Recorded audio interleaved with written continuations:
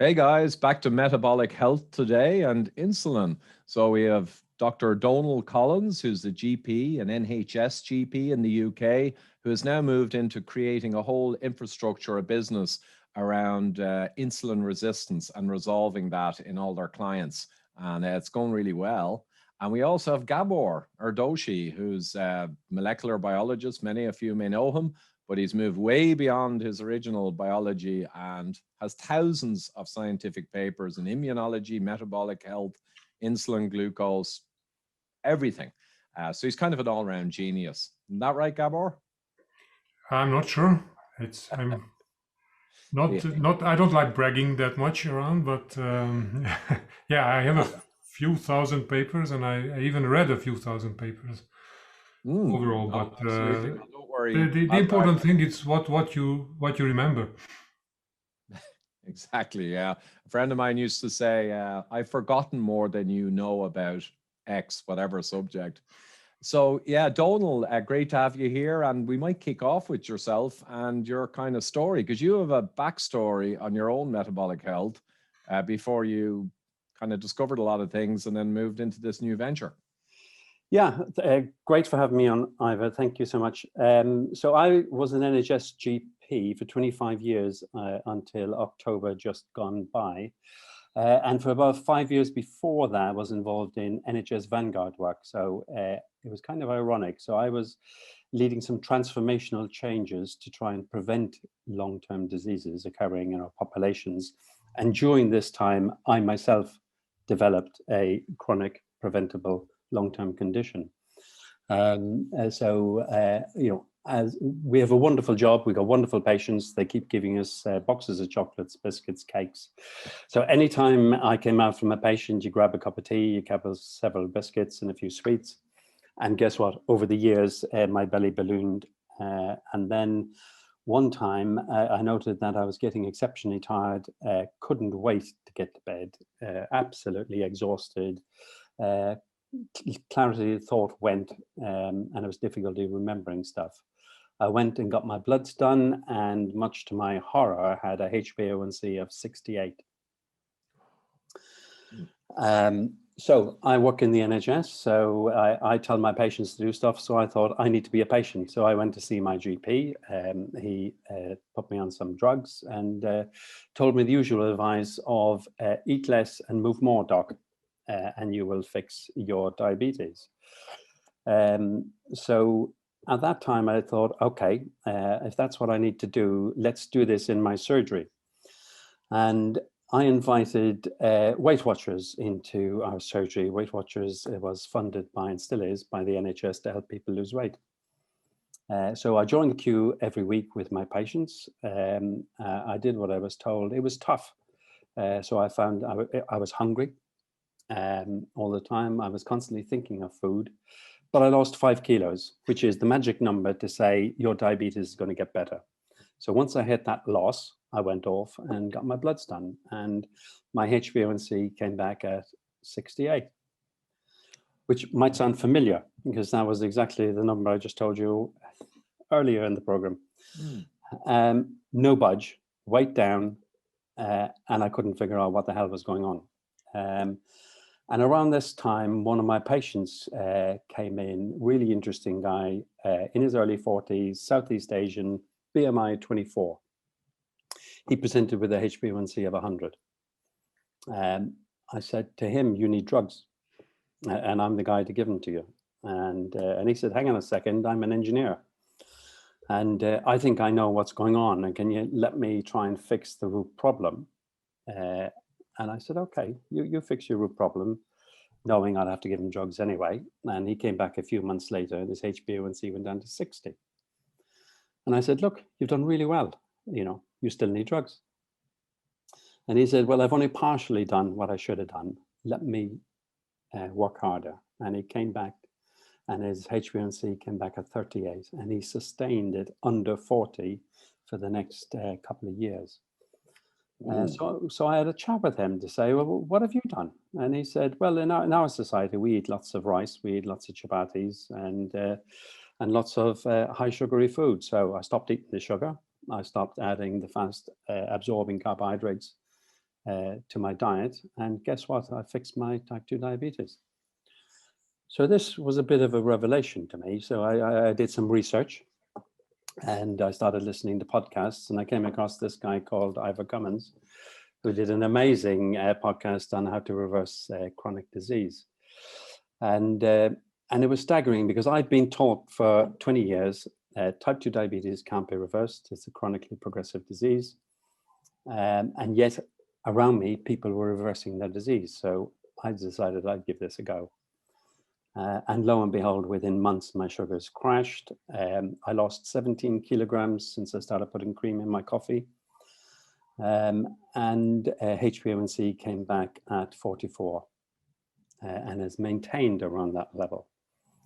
So technically, as I've kept it under 48, diabetes in remission, off drugs.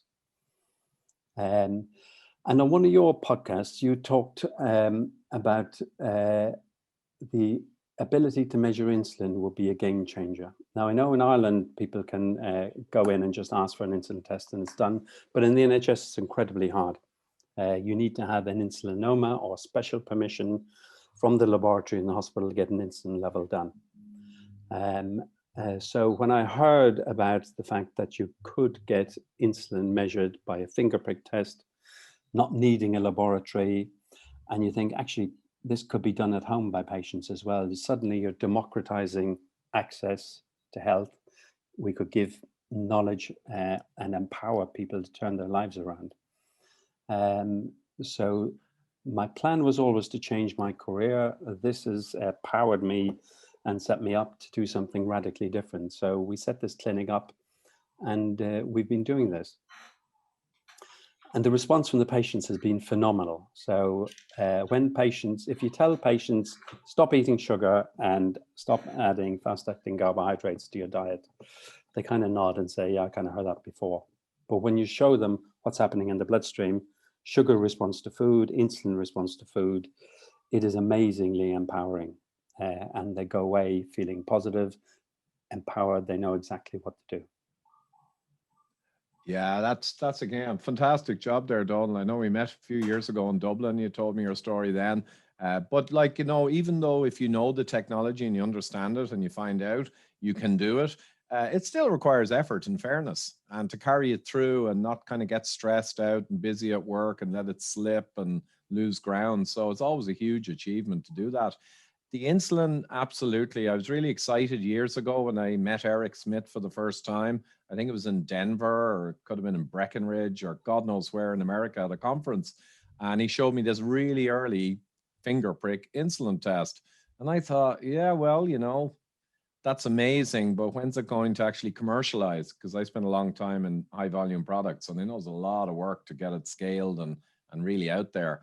But it looks like now, and Gabor, you can chip in here as well, because you're involved with Eric working on this, and I promoted the product a few months ago in a few videos. It's pretty much going very well technologically, right? Yeah, we have made a lot of progress since, partly thanks to Donna. We now have a nicely working smartphone app, and also a kind of a shooting box. We tried to solve this.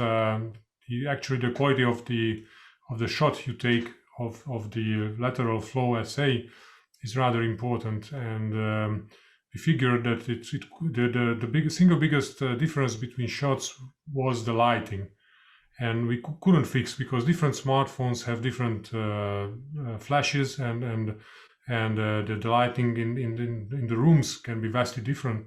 So finally, we arrived to a black box on top of which you just put your smartphone, and then all the external light issues are solved immediately. So it's just a small box. There is a drawer. You insert the LFA strip, and then take the picture with the smartphone app, and then it sends the picture to a cloud server, and then you get back the result almost instantaneously, and it can be plugged into a analytics software, so you can get the nice curves as well. Excellent. And I remember seeing even way back, I met Eric again in London, the actual correlation curves versus laboratory testing.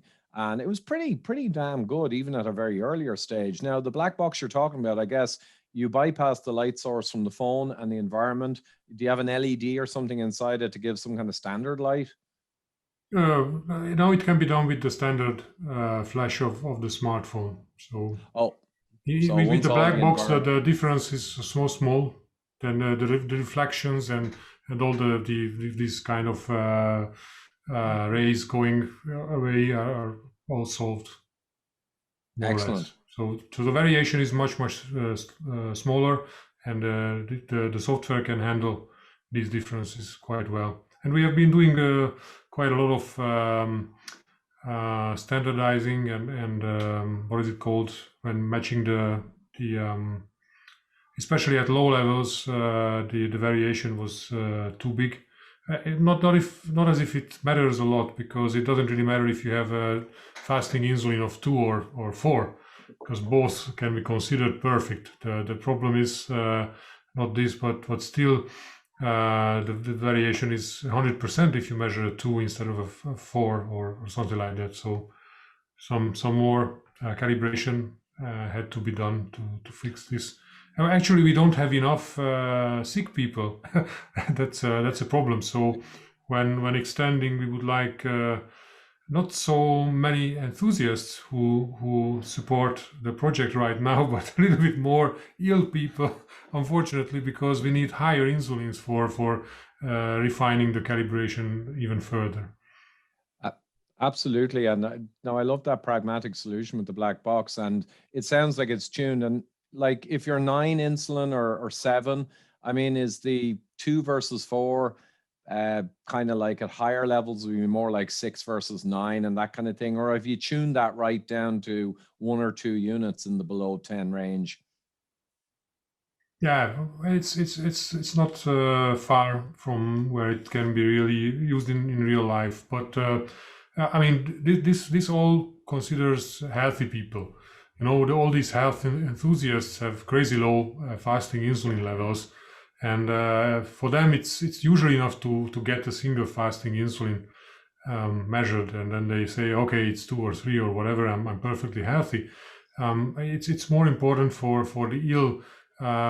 Especially in early stages of derangement, when fasting insulin can be very normal. So you measure a 6 or something like that, your GP would tell it's perfectly normal, but your 45-minute or 2-hour insulin can be way above normal. So that's when the postprandial measurements come into the picture, and I think in that range, in already a 45-minute, it's the differences what we see in calibrations between the lab measurements and the LFA measurements are so small, these don't matter much. Yeah, and that's where it really matters, of course, because you're talking like below 30 good at the 2-hour versus above 40 microunits. So up there, like a unit or so, or a few units makes almost no difference. So that's excellent. And then Donal, you've been using this technology, this emerging technology that sounds like it's pretty much there now on people, as Gabor just referred to. You want to try it on people who actually generally have problems. So how's that been going? Let me share a screen. So I don't know if you can see that. So yeah, this is an example of a real one we shot with a lady who came in who was 62. She's got a BMI of 50 and has been trying to lose weight for many, many years. And just in the month before she came to me, her HbA1c had just crept up to 44, having been in the normal range for the rest of her life. And so she came in fasting, and actually her insulin level, which here is in green, was incredibly low at the beginning, so couldn't record it. And her fasting glucose, you can see, was about 6.1, 6.2. So she was delighted to swallow down 75 grams of glucose, which, if anyone hasn't done it, tastes pretty horrid, even if you have a sweet tooth. And then we measured an hour later, an hour later, and an hour later. So you're getting 3 readings here of insulin and sugars. And so you can see how glucose climbed. It came to a peak at 12.7 and then gradually came back down. But to try and keep our sugars under control, look what our insulin level did. And you guys were arguing over whether it's 2 or 3 or 5 or 6. Doesn't matter when it's up this high. So she's really struggling to keep control of that sugar much lower down. So when you then have a conversation with her about hyperinsulinemia, about the fact that if this is what happens when you eat a bit of food, and then most of us are eating 5 or 6 times a day, so your area under the green line is constantly high all day long, you know, and we know what the effect of high levels of insulin all day long tend to have on you, with raised blood pressures, retaining sodium through your kidneys, you know, causing dyslipidemia with the small dense LDLs flying around, causing atherogenic problems. So she's gone away completely empowered and has revolutionized her life. So during the week, she's been texting me, telling me for the first time in life, she's enjoying her food. She's now eating twice a day. She happens to be a nurse, so she has access to dipsticks, and she tells me that she's got ketones in her urine, so she's become a fat burner. She's blowing out ketones, urinating ketones. So our good friend Bickman told us during a couple of weeks ago in one of his podcasts, it's a way of getting rid of energy, you know. And if you're not a fat burner, you're not blowing out energy, so the body keeps on losing it, and your waist circumference shrinks.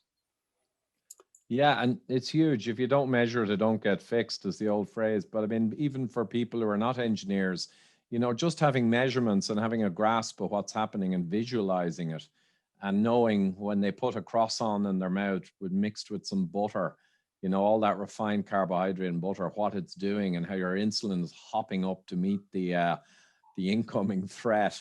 You know, visualizing it really helps them to stay on the real food. It's important to have a grasp and to understand the numbers. And I think that graph there, I can't remember, it looked like a 2A or a 2B Kraft curve, but I'm a little rusty. But Dr. Gerber, his record is a rather overweight gentleman, I think only in his late 50s, who hit a 560 microunits 2 hours after the glucose. Jesus. Now, there could have been a laboratory glitch, and maybe it was a few, but I've heard often, you know, Dr. Ken Bruckler in New York, a good friend of mine who worked with Joseph Kraft back in the 70s, he began to do these insulin assays on his patients. He was an enterologist, and he began to see numbers here and there regularly of a couple of hundred. And he thought they must have insulinomas. And he sent them for scans, and eventually he realized, my God, you can do this to your body with your diet. He couldn't believe it. He thought it has to be a growth. And he got them on the dietary treatment, you know, the low carb, lower calorie treatment. And he was seeing those curves collapse just like Dr. Kraft was. I mean, this is the way forward. Absolutely. And I don't know if Gabriel wants to briefly mention some of the lipidometers that we have access to, and how people can measure their triglyceride levels. Yeah, we also realize that some people are not ready, or just don't want, or find it too complicated, because you know, also the amount of blood for insulin testing is significantly higher than what you use for glucose. And after some research, we have realized that much of what you do with insulin, not all, but much, can be derived from a combination of glucose and lipid metrics. So combining triglycerides, for example, with glucose, or HDL with triglycerides, or you can combine all three and add in waist circumference and different metrics. There are various indices available in the literature. And of course, we could also work on our own when having enough data to play around with. But with a relatively cheap lipidometer, you can establish a glucose, a triglyceride, and an HDL figure. And of course, in a GP practice, measuring waist circumference is not a big issue. So you have very accessible data which could substitute to some extent the insulin metrics, and then you don't even need any complication. It's just the analytics what we need to do. Basically, you need a lipidometer which also measures glucose, and then the interpretation is up to us, and the feedback is up to us. So it's another approach, and this can be combined with further with insulin, of course. The more you measure, the more you know and understand. Yeah, and there are plenty of anomalous people who have an unusually good metric in one that you would expect to be high, and vice versa. And for the people who really want to go deep, you know, you want all the data you can get. But for most people, for the kind of middle of the road, you know, high A1C, type 2 diabetic, pre-diabetics, yeah, I agree. The triglyceride and the glucose and the HDL, you put them together, it's pretty powerful. And the other thing about triglyceride is I remember those papers you shared with me years ago, some of my favorite studies of all time, but that one about the meals that were taken, 3 meals during the day, and you could see the postprandial triglycerides, or it could have been the insulin sensitive obesity one, also showed that the postprandial post-meal triglyceride level was extremely responsive to show people with metabolic dysfunction. And I think you're talking now about fasting for those measures, but you're also looking at the dynamic post-meal or post-challenge. Yeah, precisely. It makes a lot of sense, especially for average folks who have 3 mixed meals per day, for example, and you can see the gradual derangement over the day, because their insulin sensitivity improves somewhat overnight, and they are the most insulin sensitive in the morning when they eat their first mixed meal, and already after the second meal you can see that the baseline is elevated, the spikes are higher, and the third meal is even worse than following the first two, and you see this constant elevation of the baseline, the so-called fasting levels, and then the same or even higher peaks are added on top of the elevated baseline. So the derangement increases over the day, and I mean this can be circumvented or exploited if we use a so-called tolerance test, a mixed meal tolerance test, already in the morning. So you don't have to wait 3 meals if you take in, for example, 2 meals in one, and moderate protein, high fat, high carbohydrate does the trick. And what you see is really a tolerance test to a hit when you have to deal with both simple carbohydrates and high fatty acids, lipids in your meal. That's the most difficult for the body to do, and that's this way you can catch any derangement relatively early. Yeah, excellent. And you know, a very sensitive test, and also a dynamic responsive test that takes, you know, how your machine is responding after actually putting it under load, because the fasting tests can be really tricky. Absolutely. And I remember that paper now, it's coming back to me. What I loved about it was when they did the healthy and the not so healthy people, and they were having the 3 mixed meals, and they were actually radionuclide tracking the fat molecules from the food and seeing where it went. And just the summary for people watching, a lot of people are still worried about their ApoB, particle count number, going up, even though we say it's not really the number, that's just a proxy for insulin resistance and the real problems. But interestingly, the healthy people, most of the fat molecules in the meal ended up going to their adipose tissue and then coming back out later, which is exactly how the body should work.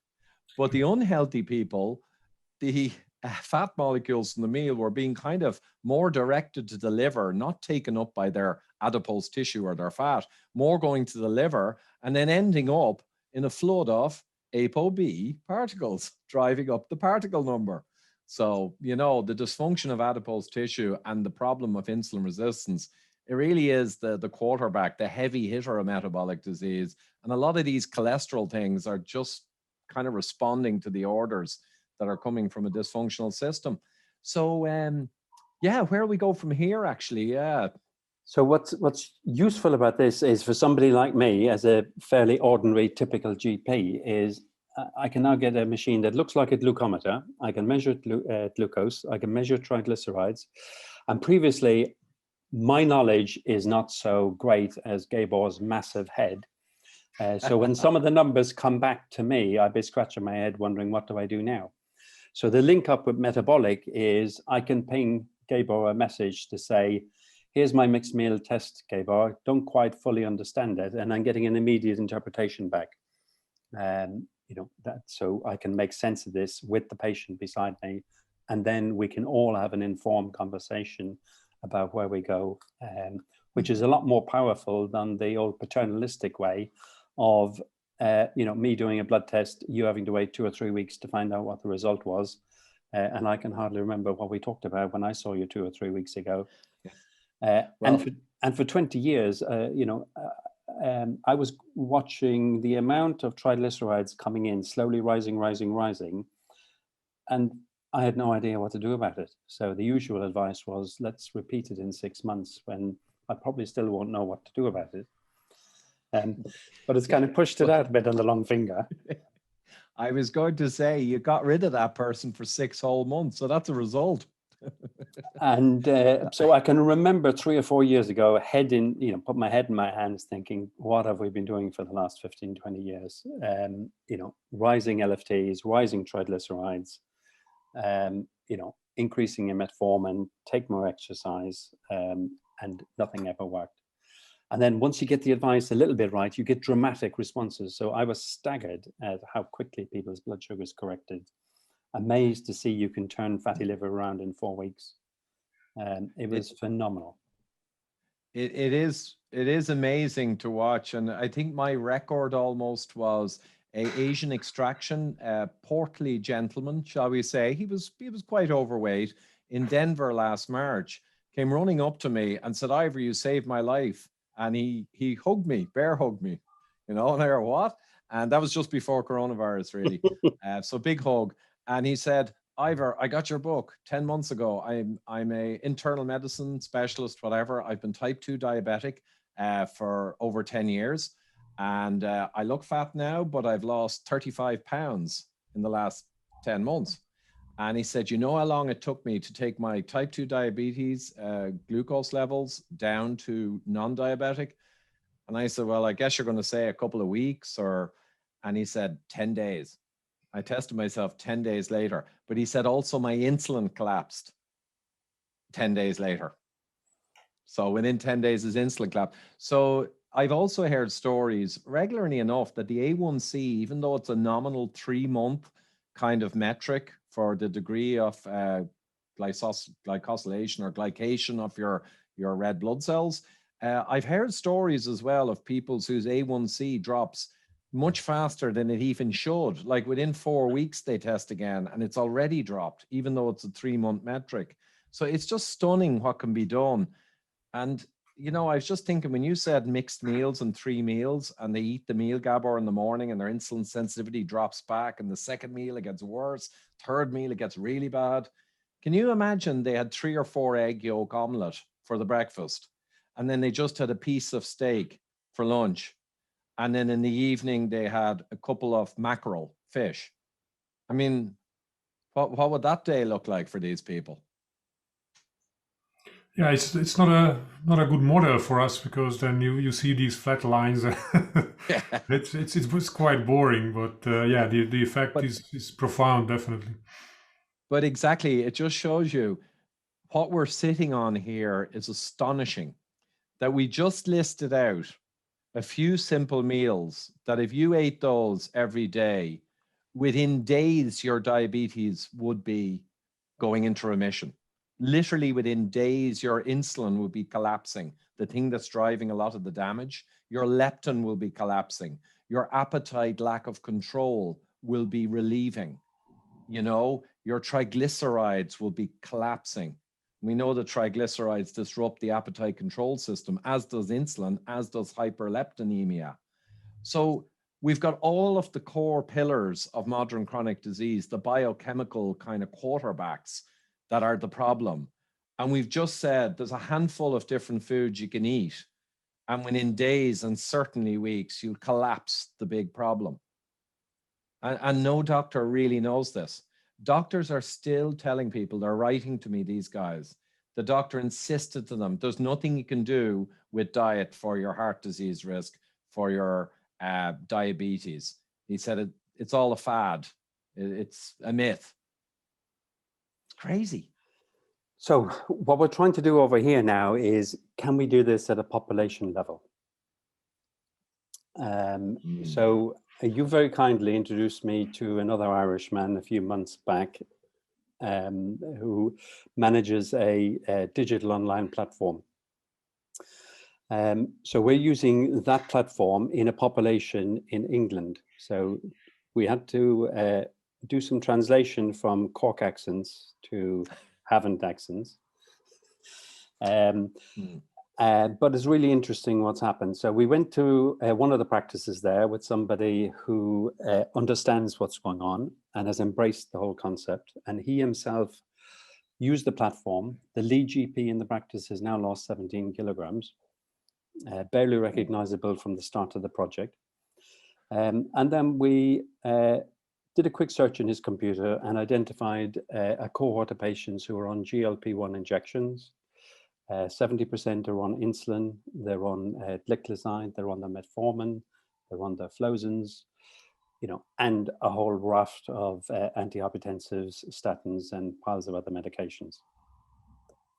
So here's a group that we can't turn around, right? Because they've had diabetes for years on so much drugs because the disease is out of control. How can simple food turn this around? So we identified them, we invited them to come on the project. We sent them a link to register. We were told, because this is a very poor, deprived area, these people won't be able to register on an online system. They all got the link, they all registered. One guy had difficulty because he had an iPhone 4, right? He had an iPhone 4, so there was challenges with answering some of the questions. Everyone else got on it. And so the program has now been running for 3 weeks. So we haven't got our second tranche of bloods with regards to HbA1cs and lipids. But everyone who was on insulin and gliclazide were told to immediately halve their doses on day 1. Okay, and within the first 7 to 10 days, their sugars have gone from the 20s down to 5s. So within 7 to 10 days. Okay, so and reducing big doses of insulin. And there's about a 30 to 40% improvement in glycemic control across the whole group. They're reporting to us on a daily basis their finger prick sugars. There's significant weight loss across the group. So in 3 weeks, a number of them have lost 5 to 6 kilograms and more. And a lot of them are reporting improved energy, improved sleep, improved well-being, improved clarity of thought. And it's, food as medicine is really, really powerful. And, we need to get that message out there that it is as powerful as any pharmaceutical, probably more. Yeah, and I think that sounds fantastic. That's only a couple of weeks, and it was you guys were advising from day one, knowing what would happen when they switched to real food, to have certain medications, because you don't want them to kind of shoot too low, like with the hypertension drugs and everything, as their body gets fixed. But a couple of weeks, you're talking 6-7 kilos, which for the Americans is nearly 20 pounds, but maybe 16, 17, 18 pounds. 20s of millimoles for blood glucose, dropping down into the 5s, which is close to or pretty much normal. So all of this happening within 2 weeks. And what do you think as they persist?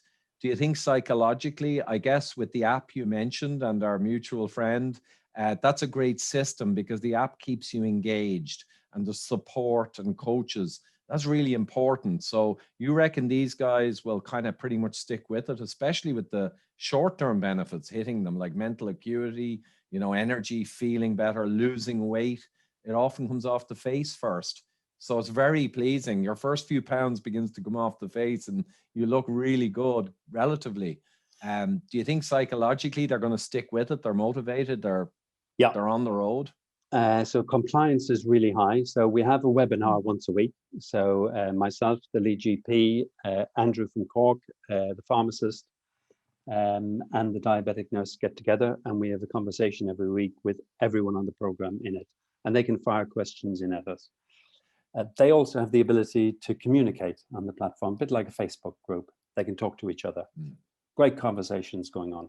So there's a community developing of self-help, self-support, that's really working well.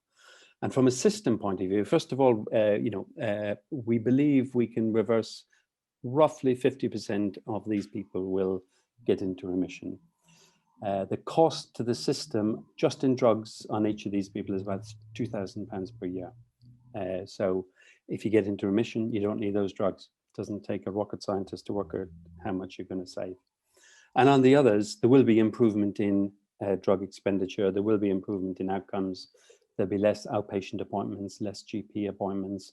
And more importantly, these people are going to get their lives back. They're going to be able to spend time with their families, their grandchildren, when COVID allows us to give each other a good hug again, a bit like your man in, was it Denver, giving you that bear hug.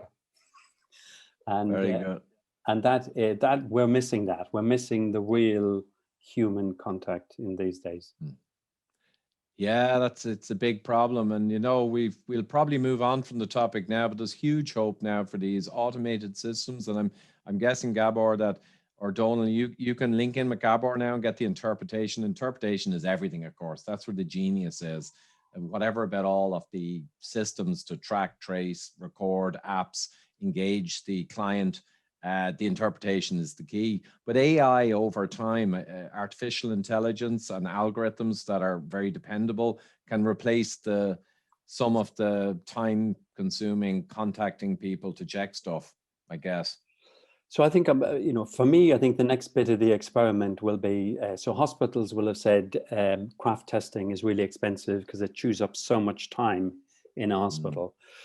These bits of kit are very transportable. So, people can do glucometers at home. Why couldn't they do a triglyceride glucose mixed meal test at home? Report the numbers back in. I'll have a chat with Gabor. And we can then have profound conversations that will genuinely turn people's lives around.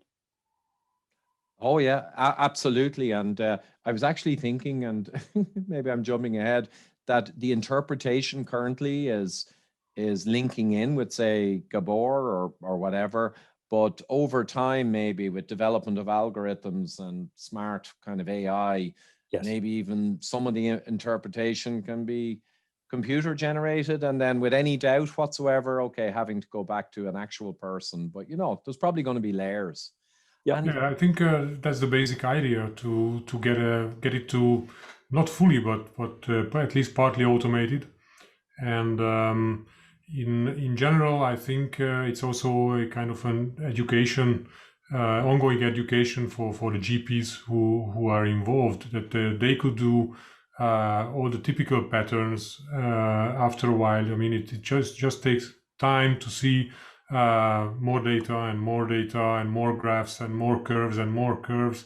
And then you just have a look at it after a couple of weeks or months, doing it on a daily basis. And you can tell 90% of the time that it's a pattern, 2, 3, whatever, if we stick to the craft or what is the health, most likely health status of the individual at hand. So and then there always remains a few peculiar guys with very unusual figures, and then we can discuss it on a weekly or whatever basis, what this could be, do a little research if it's really outstanding and unusual.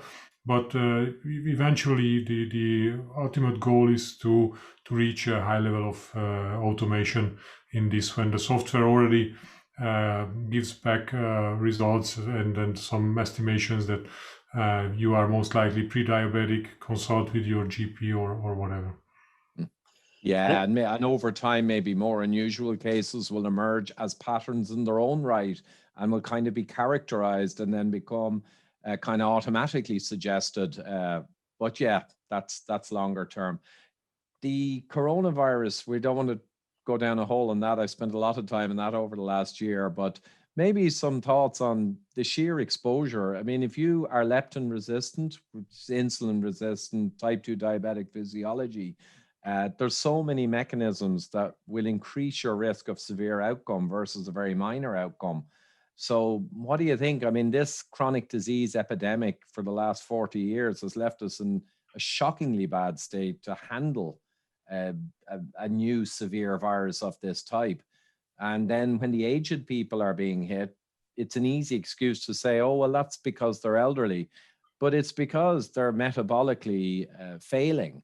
And yet we kind of aged people and we know them. I know a guy who's 88 and he's in excellent health and he does a little farming and he works away.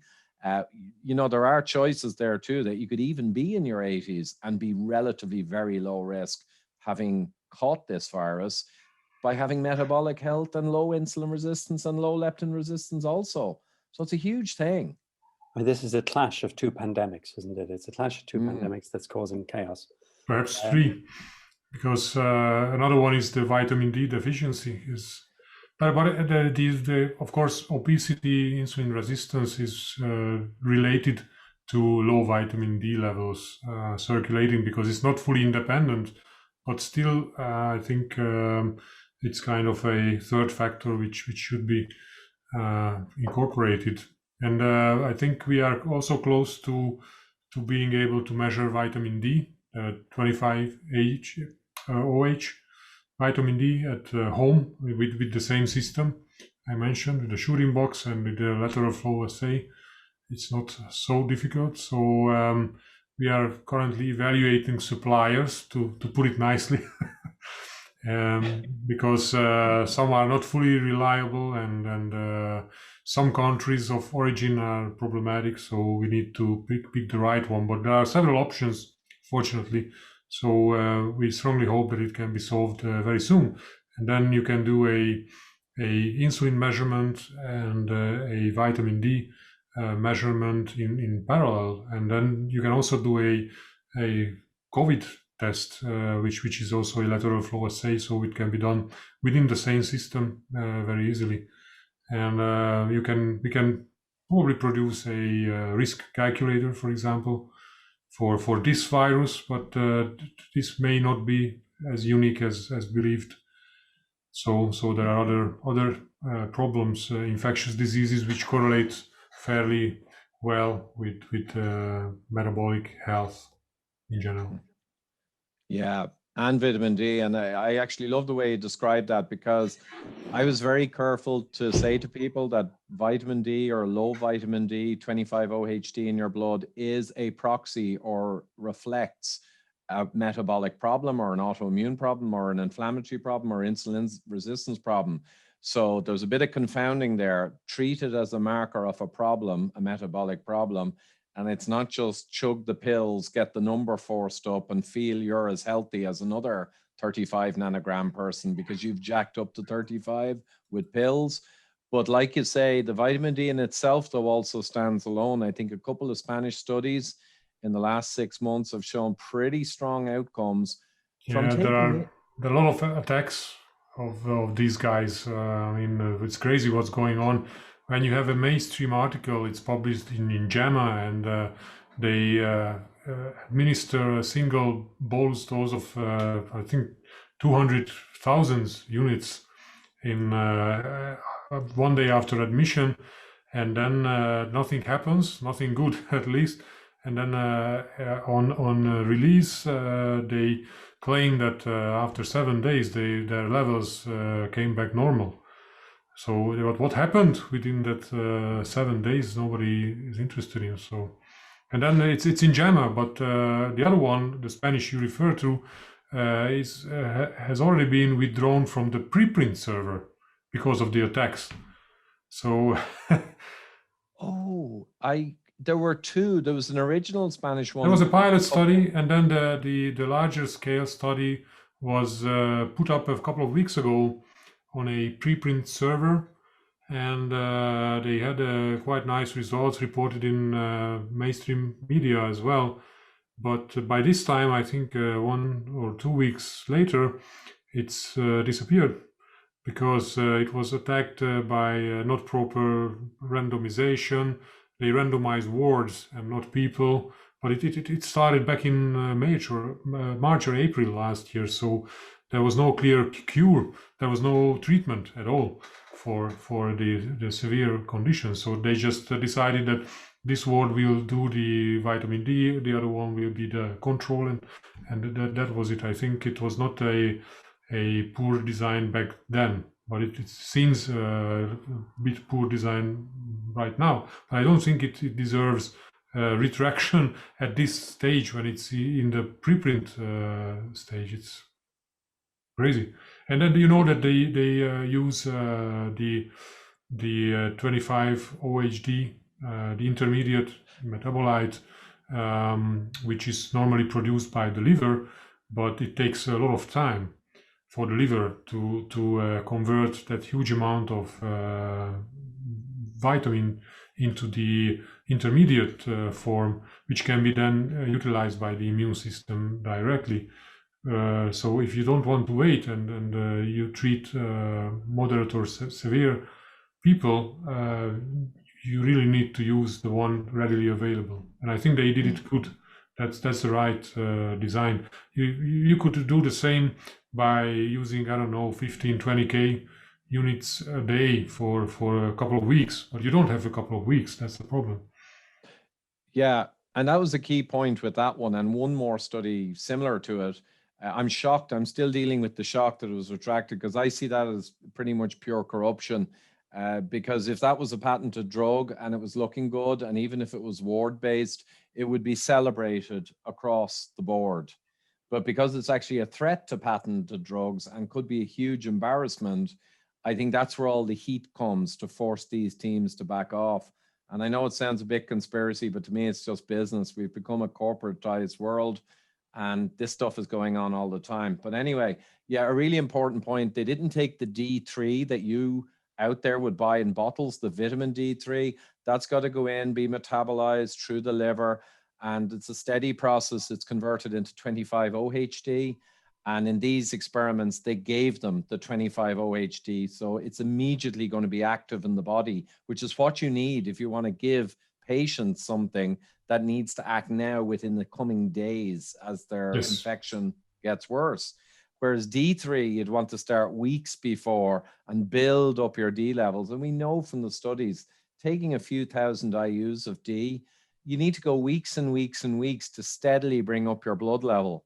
So of course the experiment should use 25-OHD, the blood component. And I did an interview with David Grimes and a couple of other doctors a couple of weeks ago. And in Italy, over the counter, you can buy vials of this 25-OHD apparently. And it's really inexpensive. And it's one of the only countries where you can just get it cheaply. Yeah, it also absorbs nicely if you take it with some fat. It's a fat-soluble vitamin, so you need to add some fat. But D doesn't require a huge amount of fat. Then it's K2, the vitamin K2, which requires 30-something grams of fat for proper absorption. But D is just fine. I think it's these little capsules with olive oil or whatever inside the capsules can accommodate 10K. Of D, and it will absorb no problem. Yeah, the 10,000 I think are the higher end capsules, but 5,000 IUs are quite common capsules. So is there anything else? I knew we wanted to keep this one pretty tight and cover the core.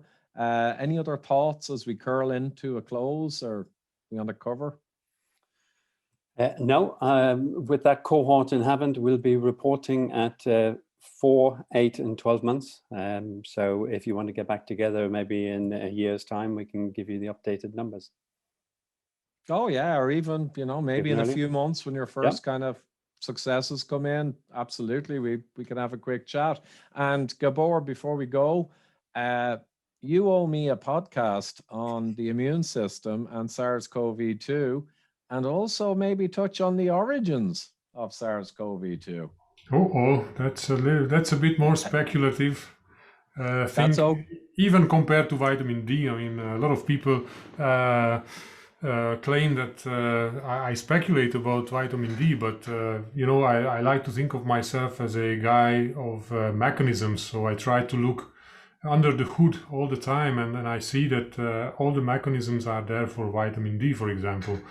It shouldn't be surprising that it has a profound effect on immune function, because that's how it works. But you really need to understand.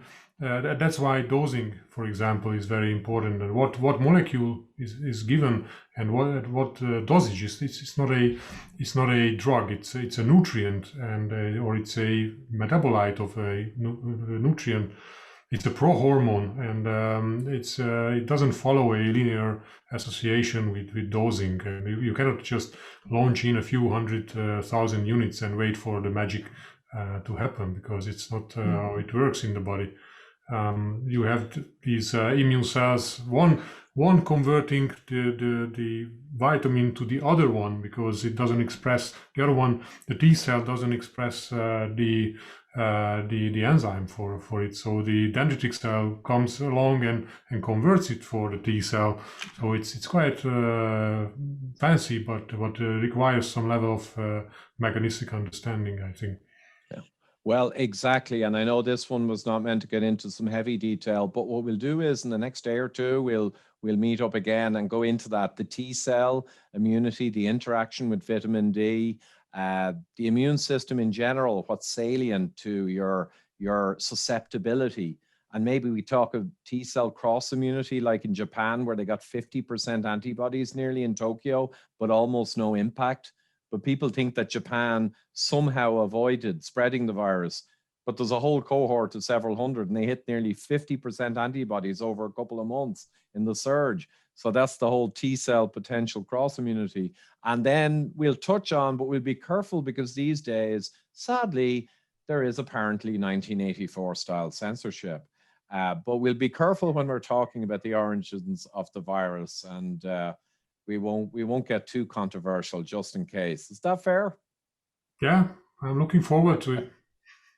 Let's do it, maybe even at the weekend. Listen, Donal, that's superb work, both on your own journey of achieving health and also this amazing stuff you're doing with these, let's be honest, super exposed, super high risk individuals, transforming their lives with all this technology that's coming out.